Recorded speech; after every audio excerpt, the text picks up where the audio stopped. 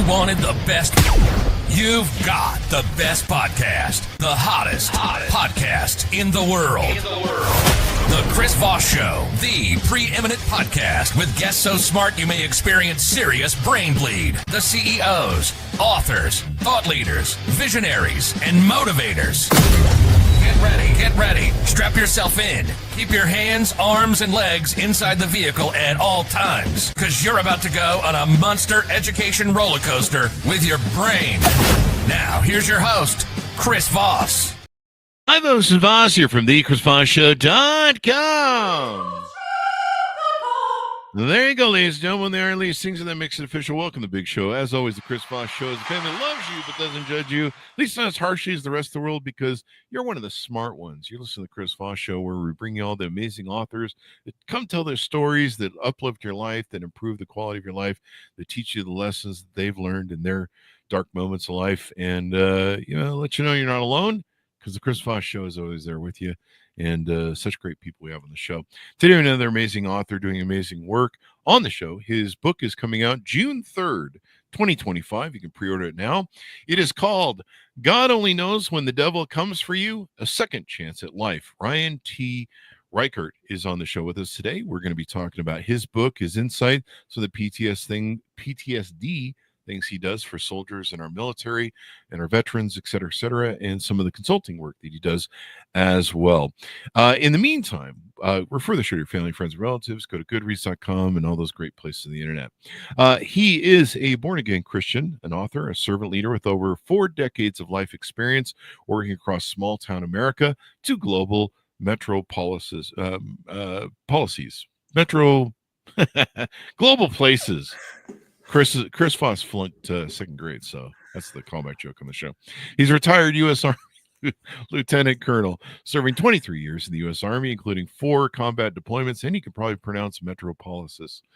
Following his military career, he transitioned to the Fortune 500 world, gaining insight into the corporate leadership and strategy. Welcome to the show. How are you, Ryan? Hey, good afternoon, Chris. How's it going? Going good. I'm just learning new words here in the at 57. Yeah, well, at 46 and change, it is metropolises, but that's okay. Metropolises. See, I never went and saw that recent Ford Coppola movie. See, I can at least pull jokes from. I love it. Yeah. If you grow up in Hoople, North Dakota, Tatertown, USA, you don't have to worry about metropolises because it's about 350 people strong, or at least it was back in the 80s and 90s, and I know we got a lot of great people back there still farming the good godly world that it is up north there. But, did you say tater tots, or did I just hear tater and now I think I'm tater tots and I'm hungry? Yeah, no, Tatertown. Tatertown. Is that like, do they make tater tots there? Is that where the they do not, but back in the day, potatoes were the farming of choice, and so there was a number of families that had Frito-Lay contracts and so on and so forth. And I'm sure somebody will let us know that there's more to it than that, because my dad was, we were kind of the bastard family in town. We had Reichert's insurance, so it's all good. And we were also some of the few Catholics in the Lutheran community there. So. Yeah, but no big deal. It wasn't a chip that I held on to for over 4 decades or anything, and finally let go yesterday. So we're good to go. That's my ability to say metropolises. So there you go. Note to self: get tater tots after the show. There's a Wayback Burgers that make these great Cajun tater tots, and I cover them in cheese and chili. So now that I've made everyone hungry on the show, let's get into your book since we're hungry for that knowledge. Tell us .coms. I think we got your .coms, didn't we? Yeah, it should have been ourprotectordevelopment.com. Sorry, I got lost in the hunger strike there. So give us a 30,000 overview. What's in your new book? Yeah, so new book, God Only Knows When the Devil Comes for You, A Second Chance at Life. Walks you through basically 4.5 decades hanging out with this guy. I thought I was a lot cooler than I was over the years. And it started in Tatertown, USA. And just like I said, we were the Irish Catholic family. And, my dad and my grandfather had Reichert's insurance. And from there, we ended up, playing football, basketball, baseball, and track. I wish I would have played baseball in high school with the boys. Track kind of got in the way, but they won 3 state championships when I was in high school, and I didn't get to tote around any of those trophies. So I played football, and I was injured there, and it's kind of where we get into some of the dynamics of addiction and the lows in life that we can put ourselves into. Yeah. Now, you've mentioned Reichert's insurance twice now. What does that reference mean? Yeah, so it was my grandfather, and I'd have to go back to my aunts and uncles here and my dad when it exactly was started. But I know my dad, after Vietnam, came back and went to the University of North Dakota, met my mom, but my grandpa Reich ended up, having a heart condition and so forth. So my dad moved home and started to help him run Reichert's Insurance. So small agency there in the mighty metropolis of Hoople. I guess I didn't want to be part of it, and so I ended up going to the University of North Dakota when I couldn't get into West Point because that knee injury I had in high school put a couple screws in there and so forth. And back in the 90s, they didn't take waivers to get into West Point. But that was okay. Went to the University of North Dakota after a couple of years, started to run out of money, and they had changed the medical procedures and got me into the U.S. Army through the ROTC program. And, So what made you want to join the Army? I think I always did. Both grandfathers were in the Navy during World War II. My dad was in Vietnam. He had a cousin that was in the Army National Guard. And then we had a great family friend, Colonel Erling Rolfson, retired, one each, Marine, just tough as nails. This guy was a super trooper, still is. I mean, shoot, he does, I think, sprint triathlons or whatever they call him at 80 odd years old now. I mean, he's just a stud. And I saw him and I was like, yeah, I think that's what I want to do when I grow up, and I haven't grown up yet, nor became a man, but it's okay that, people can judge us for that. No big deal. Cool. Yeah. Let them judge. So I joined the Army, and the next thing I was heading to school for boys at Fort Benning, Georgia, and did all the cool stuff: airborne school, Ranger school, infantry officer basic course, and So did you become a Ranger then? So Ranger qualified. I guess that's the whole aspect of it. A true Ranger, in my definition of it, would be a 75th Ranger Regiment, which I wasn't. I was not a Tier 1 guy. I was a Tier 2 guy. So excuse me, look at me all tongue-tied. Can you spell metropolis? 25th Infantry Division. Can I buy a vowel, Alex? Can I buy a vowel, please? There you go. Yeah. Ended up being Tier 2, so that he would have been the 25th ID or the 2nd Infantry Division, so forth. But super cool. Go ahead. Sorry. One of my scoutmasters, or 2 of them, were Rangers, and they would tell us the Army Ranger stories and jumping out of helicopters and doing the crazy shit you guys do, especially in training. Yeah. It was like, I was like, I'm not doing that.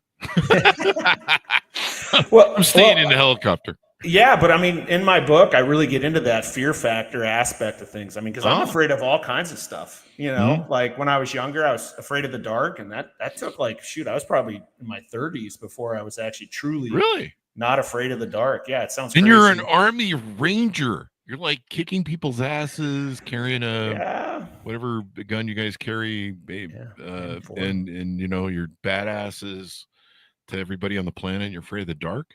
Yeah, no, I mean, Nightmare on Elm Street did that to me. I don't remember. Did it really? Freddy Krueger. I was like 5 years old, and mom and dad were on a date, and I was up with the babysitter. We won't name names or throwing anybody under the bus right now, but I slept in my parents' bedroom for years.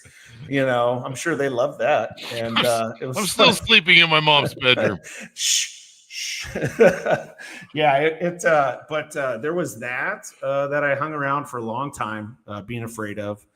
I was afraid of, going bankrupt. My dad did struggle. He's a recovering alcoholic of 40 years. And so I know his obsession of the mind led through a lot of years of, trying to make yourself happy through buying things. And, I kind of went through that a little bit as well through my addictions in life and so forth. And I mean, all of it, I feared divorce, so we're checking off the box here, got divorced last year. Well, there's certain things to be fearful of, I suppose. Yeah. Divorce is definitely up there on the list. That'll do it. No, I mean, it's painful. It's expensive. It's really sad. I do, when I reflect on that one, it's something that, it still hurts. I got a broken heart. It's one of those aspects where everybody thinks us as men, we're so tough and manly and all these things. And we have feelings too. And, what?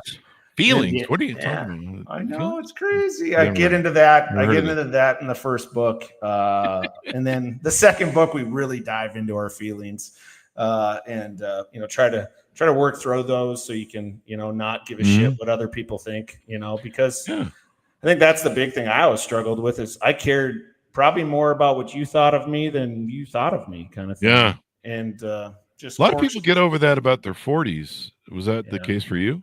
Yeah, I think, when I got hurt again about halfway through my military career. And it was one of those aspects where you start to doubt, like you can't run a 5 mile in 40 minutes anymore, kind of thing. You're a little bit slower. Maybe your purpose starts to wane a little bit. And when I transitioned out of the Army, that's where I really, I just didn't have a purpose besides making money and making sure that the family had a big house, nice cars, a boat, trips, all that, all that material idolatry kind of stuff.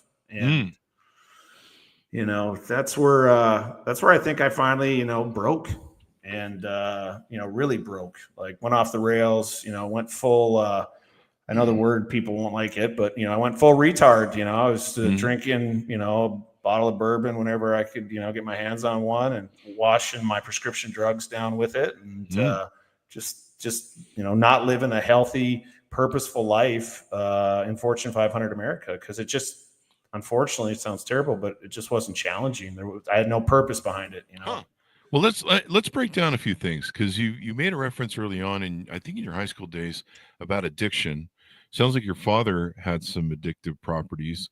Did you suffer from addiction and drinking and issues when you were in high school, or did it start later? Yeah, in high school, actually. Yeah. So with that knee injury my freshman year, so this would have been like the fall. So you're medicating that. Yeah. So fall of 93, like third game of the season, ended up blowing my left ACL completely out. And, this is back when, it wasn't like, hey, 6 weeks later we could get you up and going. Certainly, I didn't miss my sophomore year of football, come back my junior year, and so on and so forth. And I think that woulda, shoulda, coulda, the victimization, the poor me, all these things, that pride and ego that, we have inside of us. Probably some pain too, physically. Yeah. I mean, for me, it's always started with like the physical pain and then the emotional pain, comes thereafter. So, you cover up, that physical pain with whatever. I mean, it was morphine in the beginning, Wow. When I blew my Achilles out in the Army, Oxy was kind of a big thing back then, and maybe still is, obviously. I think we've seen some movies and some people writing about that kind of stuff where you just, it gives you heroin, really. Yeah, it really is. Legalized heroin, basically, or manufactured legalized heroin. Yeah. And so it sounds like your father had a problem with drinking. Did that contribute to any of your issues growing up as a kid? So he recovered when I was 6, or he sobered up when I was 6, and so he went out to Hartview in Bismarck, North Dakota. Spent I think an extra stay and a half out there. So he'd tell the story if you ever get to hear it.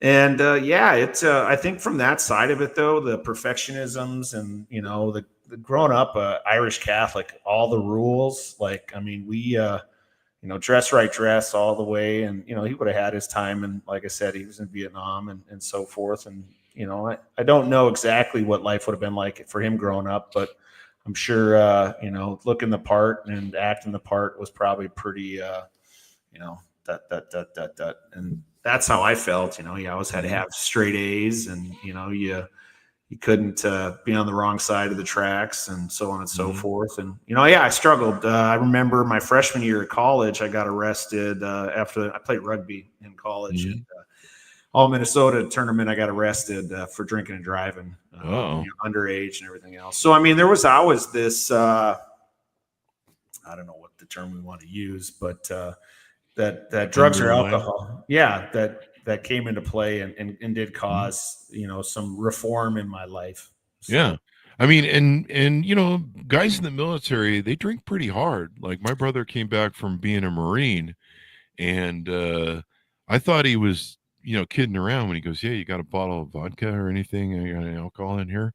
And he just come back from, I think 3 or 4, whatever his basic tour was that you do for signing up with the Marines. He just did the basic package, I guess. I don't know what it's called.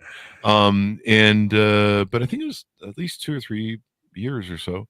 But he came back from the Marines and he says, hey, you got a bottle of vodka? And we had one in the fridge. And back then, we mixed it with, it was like 90% orange juice and 10% vodka. Right. We were 20 and in our 20s.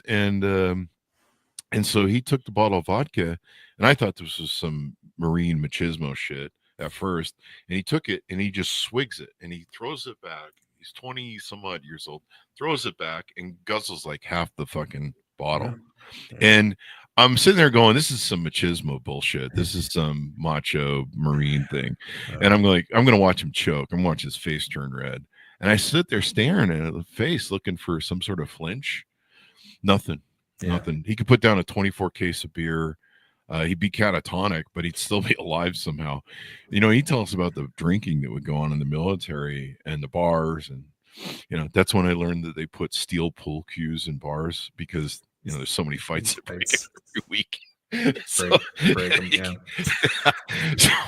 No, you're not wrong by any means. Yeah, it is. It's this aspect where, whatever it is, the physical pain, the emotional pain, pardon the expression, the dick measuring, it's just one of those aspects that, I always label it to the 7 deadly sins, however we want to go down that one, and that pride, that ego side of things, it's like if you're a little dude, you got little man syndrome. If you're a big man, you got little dick syndrome, whatever it is, it's one of those things where we end up, just playing that game. And just like your brother, I mean, I think, a lot of the time, like it was macho, if you could throw down a 30 rack, a Cuba, Coors Light or whatever, I mean, hey, that's good on you. But I think a lot of it though, too, is just, it's always that fear. Like, when's the next time we got to leave? I just think about how much I was gone, and we used to I used to have toted around like as a perspective of like, my marriage of 24 years or whatever, 2/3 of it I was gone, and it's like, well, what was that like for, my ex-wife and for me or whatever? Every time I was like, hey, we're leaving again, how long's this time? 12 months, 3 months, 6, whatever it was. It's this aspect of like, what does normal look like? And, so for me, I probably was afraid.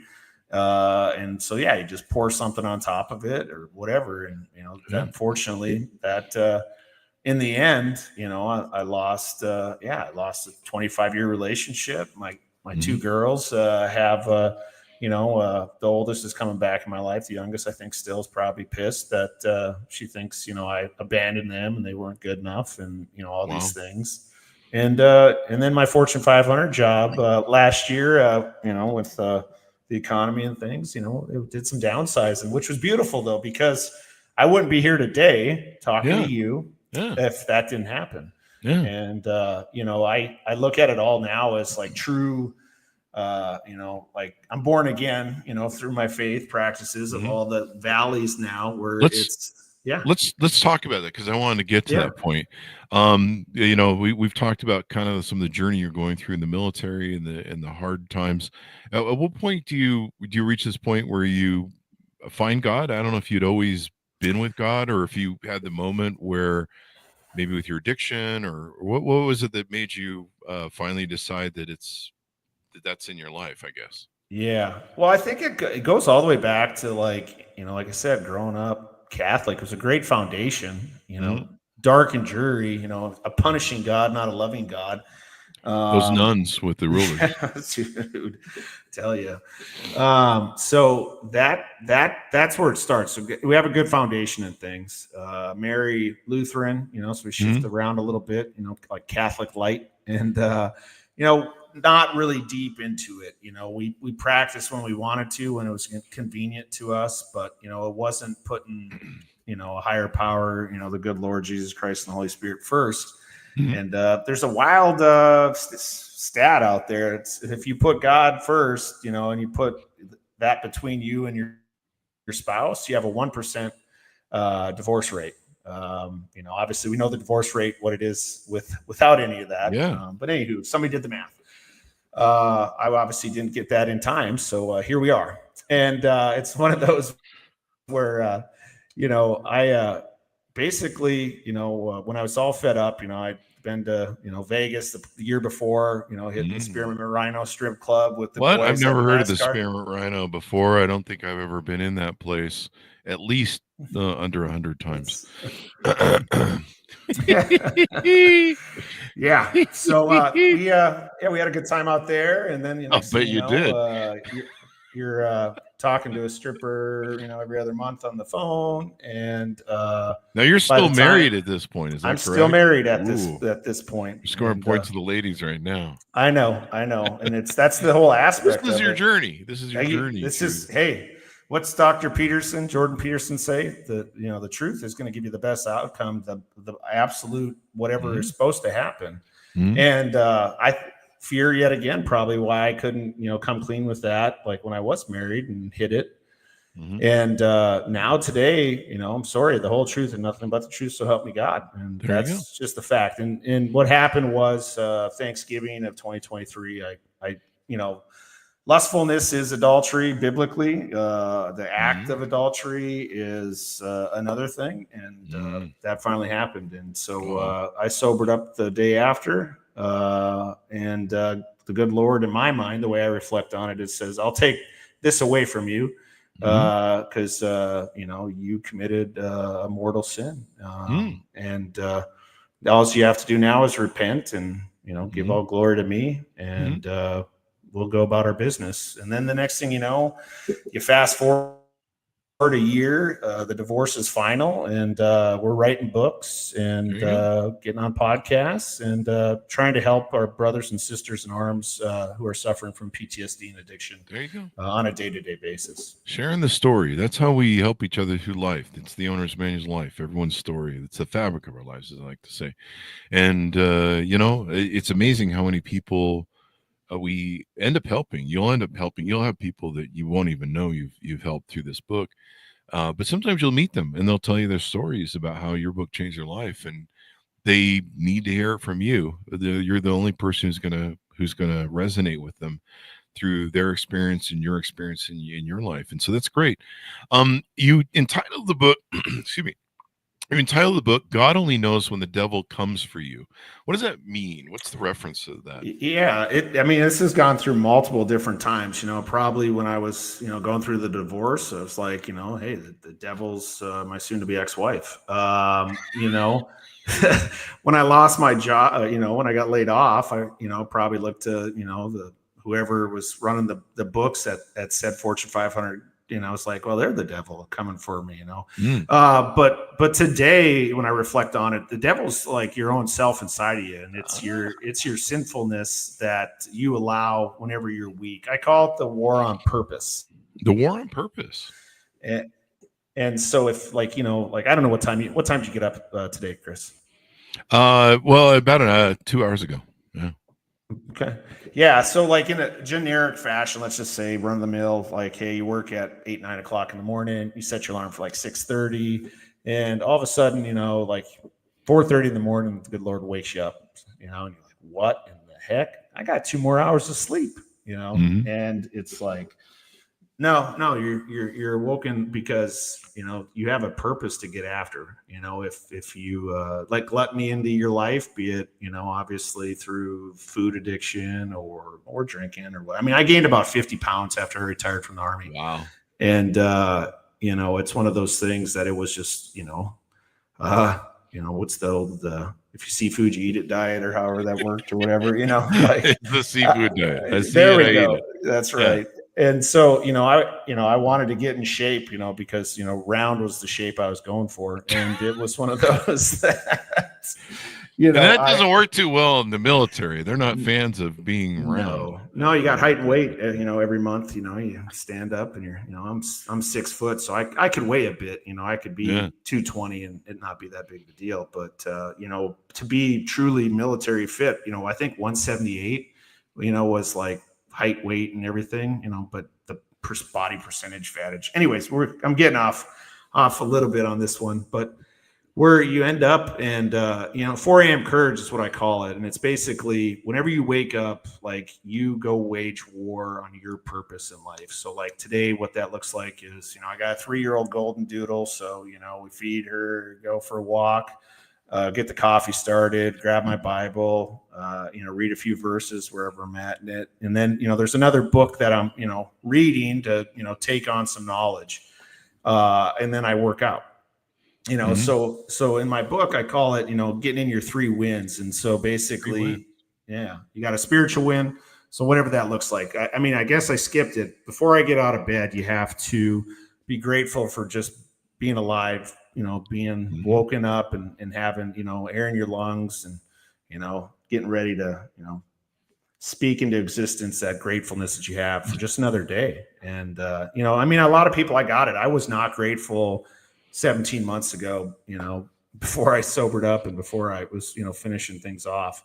But today, now I'm like, it's amazing what a day looks like. It's like, talking to you, on your show, before, I was taking some classes, learning, how to be a better public speaker, more motivational speaker, there you go. So on and so forth. And then just, finishing up, working on book number 3, but yeah, so basically you got your spiritual win, you got your personal win, and then I'm going to brain fart, on the radio here right now, and think what the third win I'm looking for is. Let's see, personal. So it's the educational side of things or whatever. So anyways, so you get all those 3 in, like, every day, like, you don't have to worry about anything else, and it's just that aspect of it. And it's as simple as, reading, writing, being creative, being, praying for somebody you don't adore, so that's been my new one, is this whole aspect of you pray for 3 people you don't like, my list is getting smaller and smaller. So, if, I got a buddy out there, a good friend, and he teases me all the time. He's like, I don't like you, Ryan, at all. And we get together 3 times a week. So I just pray for you, like, 3 times a day kind of thing. And I'm like, that's not very nice, but I can understand that. Sometimes I'm not a very nice guy. Yeah. I mean, it's, there's a joke I had earlier that I don't remember what it was, but it passed through. But yeah, you were talking about big guys have little things and little guys have big things, as you were talking about stereotypes and stuff that people have. Most people call me a big dick, but it's not because of anything to do with my organs. It's mostly just I'm a big fucking dick. So there's that. I get called that a lot. It's a late joke, boys. It took a while to cook that one. Anyway, it was actually cooked on the spot, but took a while to get around to it, so I figured I'd drag that in there. Drag callback jokes in the show, Chris. Go ahead, do it. Delayed timing, which is another dick joke. Anyway, now you've mentioned 2 or 3 other books. This is your first book, and then is there some more in the can or coming out soon? Yeah, so it's basically under the umbrella of Our Protector Development, just like the consultancy side of things. And, being from North Dakota, where the whole state slogans like "Be Legendary." So I'm going with Our Protector Legendary Leadership Consultancy. So Our Protector LLC is what it is. But basically underneath that umbrella, you have the first book, God Only Knows When the Devil Comes for You, A Second Chance at Life. The second book, which I believe will come out probably, August, September timeframe, from what the publishers are saying, is The Icarus Effect. And that will get into, the highs and lows of our emotions, and kind of what we talked about, I think, before we came on the air is, we're just in the beginning, maybe all of us have feelings. And for me, it was more so men have feelings too. And it'll take you through, the highs and lows of my life, and where, like, hey, you make varsity football that freshman year, like you're on top of the world, like you're dating the head cheerleader and you're going to homecoming with her. And then 3 games into the season, right before homecoming, you blow your knee out and you're in the valley, and she's not going to homecoming with you. And, then you start your alcohol and drug addiction. Yeah. But that goes through the next 30 odd years and kind of takes you through some ways. Harvard's got a great study out there on, emotional intelligence versus, obviously our mind of being, the smartest Einstein person on the planet. Emotions are more important than, how smart you are, kind of thing. So it gets into some of that kind of stuff.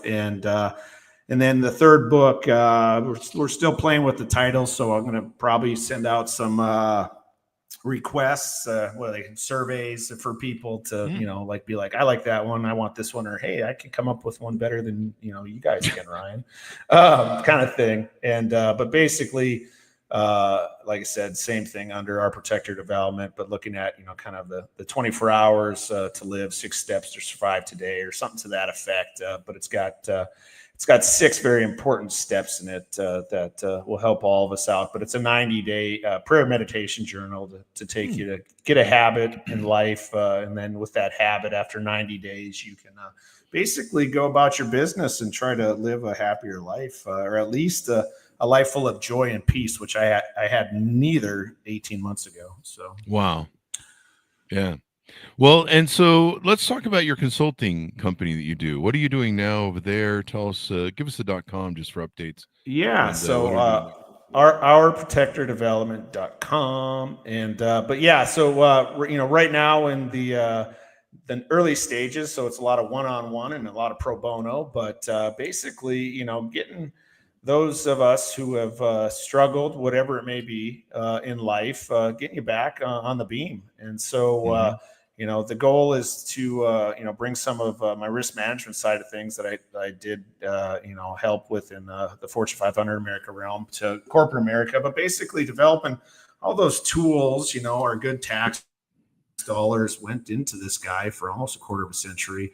And that great strategy that, you can use to be a better leader, actually be an amazing, legendary leader is kind of what we're going for, because I don't know if we do such a great job, seeing that from certain leaders, and, probably 50-50, for every great leader I had in the military, I had one that, I certainly would kick out of bed for eating crackers, kind of thing, so it's one where, I hate to say this, but in Fortune 500 America, I would say 25% of the leadership that I had was worthy of keeping in bed, kind of thing. It just was one that you just didn't have great leadership. And I think it's just a lack of, well, it could be 2 things. I think fear comes back into play once again here. Of like losing your job, or, I don't know, not knowing what you're doing.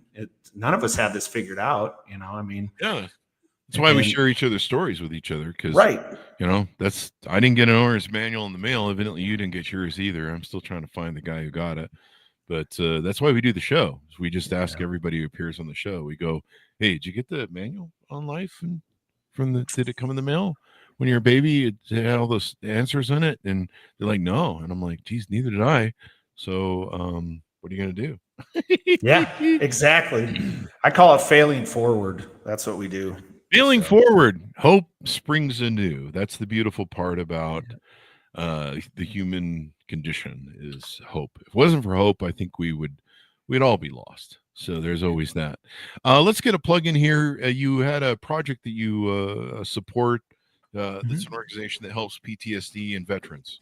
Yeah. So Bravo Zulu House, Director Tim Murray has taken on this challenge, and it's going to be amazing because let me look real quick in my calendar. But the ribbon cutting ceremony is on 28 May. So this is Bravo Zulu House. It's in Winnebago, Minnesota. So about 2 hours south of Minneapolis, but it'll be the first all veteran sober house in the nation. Wow. I have 13 beds. And, how come there's not more of these? What the fuck? Yeah, I do not know. I know that big push though is for us to Wow. continue to get them in other states, and then also to have the Yeah. first all women or all women's house all as well here in Minnesota. But it's basically those of us who suffer from PTSD, and I think what I say 98% of us are addicts as well.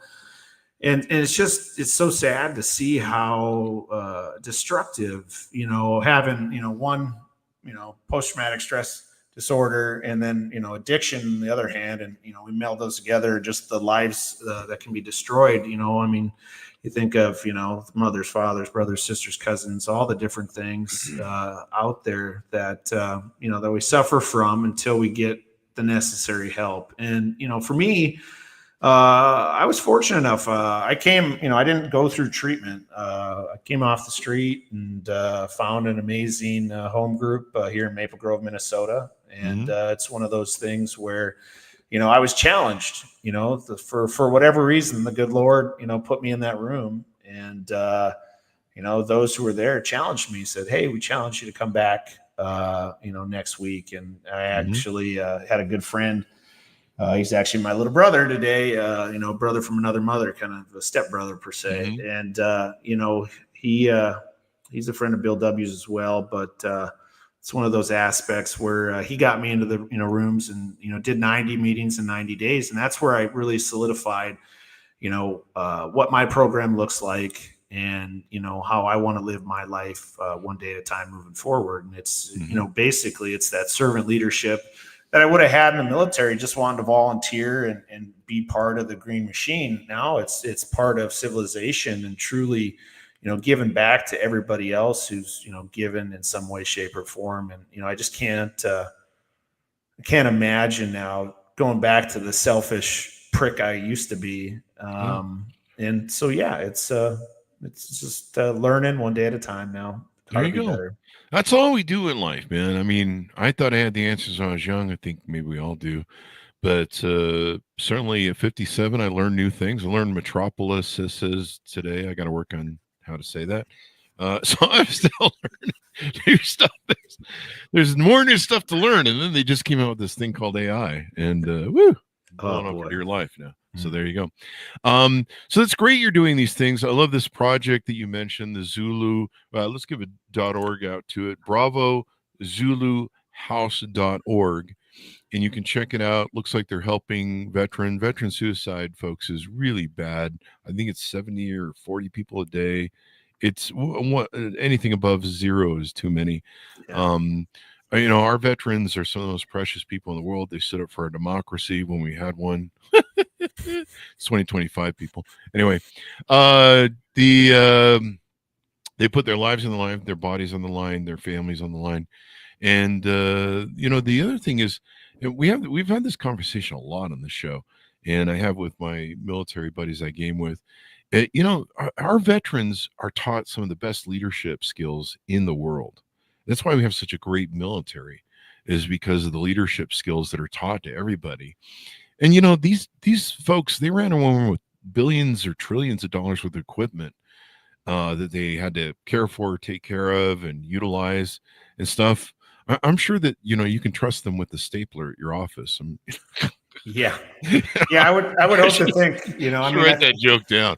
That's actually a great one. You think of just like private Joe Snuffy, Private Reichert kind of thing, and the amount of equipment that he signs for compared to what. Yeah. I mean, it's just you can trust him with the copier. It's going to be fine. I laugh at that. No, it just kills me because these are leadership quality people, and people that, God, if you want to have them in your organization, they know how to get shit done. They know how to be accountable. I mean, get to fuck around in the military and find out, they got shit to do and rules. And to me, I mean, if I had a choice between a veteran who served in the military to somebody who was just a Joe on the street, I'd pick the veteran from everything I know about him. I mean, just the leadership qualities alone. I'm working on my second book for leadership, and It's and I'm looking at the Army's Be No Do. Yeah. That they have in their training, and then each branch has their own. I think we've had one of the West Point guys on the show for his book who teaches leadership at West Point. And yeah, I mean, if you're out there looking to hire people, look for veterans, man, because they're not going to break the copier. They've had $1 billion of stuff. Well, they're at least, when they show up or whatever, kind of thing. They're 110. They're 110%. 110%. They're the dudes, man. It's like somebody's 1,000%. So yeah, it's there you go.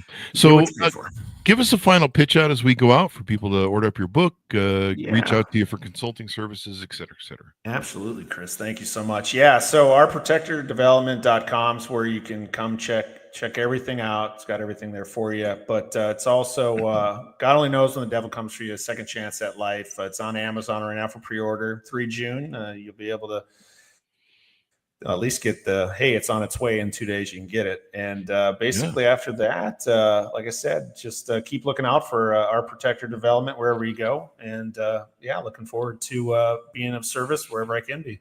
There you go. Support our veterans wherever you can. Thank you for coming on the show. We really appreciate it, Ryan. Thanks, Chris. Really Thank you.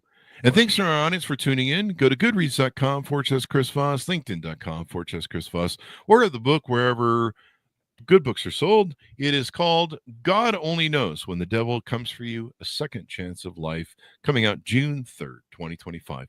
Thanks to everyone for tuning in. Be good to each other. Stay safe. We'll see you guys next time.